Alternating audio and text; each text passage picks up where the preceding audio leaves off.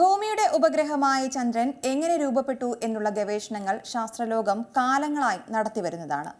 ഇപ്പോഴിതാ ചന്ദ്രന്റെ രൂപീകരണത്തെക്കുറിച്ചും ഭൂമിയുടെ ജല ഉത്ഭവത്തെക്കുറിച്ചുമുള്ള നിർണായക കണ്ടെത്തൽ നടത്തിയിരിക്കുകയാണ് ശാസ്ത്രലോകം.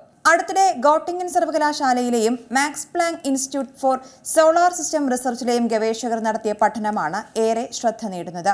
ചന്ദ്രന്റെയും ഭൂമിയുടെയും സാമ്പിളുകൾ വിശകലനം ചെയ്ത് നടത്തിയ പഠനത്തിൽ ഇവർ ഭൂമിയുടെ ആവരണ വസ്തുക്കളിൽ നിന്നാണ് ചന്ദ്രൻ രൂപപ്പെട്ടതെന്നാണ് വാദിക്കുന്നത്.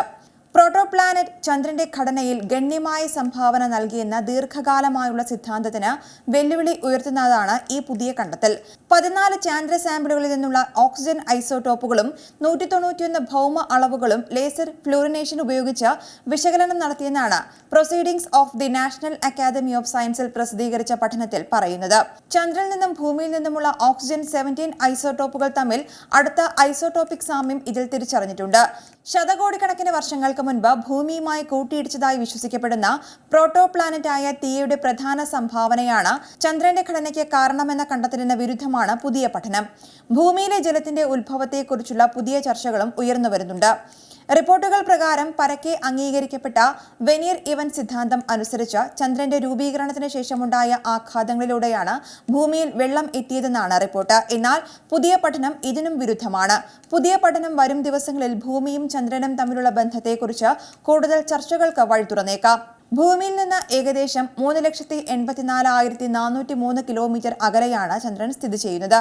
ഭൂമിയുടെ വ്യാസത്തിന്റെ ഏകദേശം 30 മടങ്ങാണ് ഈ ദൂരം.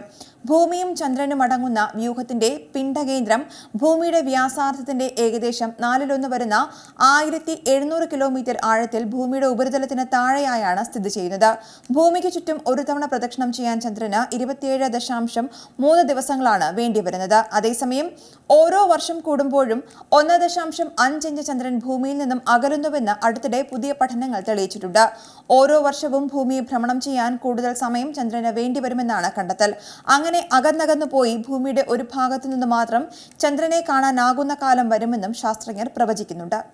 ഏറ്റവും പുതിയ വാർത്തകളും വിശേഷങ്ങളും വിരൽ തുമ്പിലറിയാൻ സീ മലയാളം ന്യൂസ് എല്ലാ ഡിജിറ്റൽ പ്ലാറ്റ്ഫോമുകളിലും ലഭ്യം.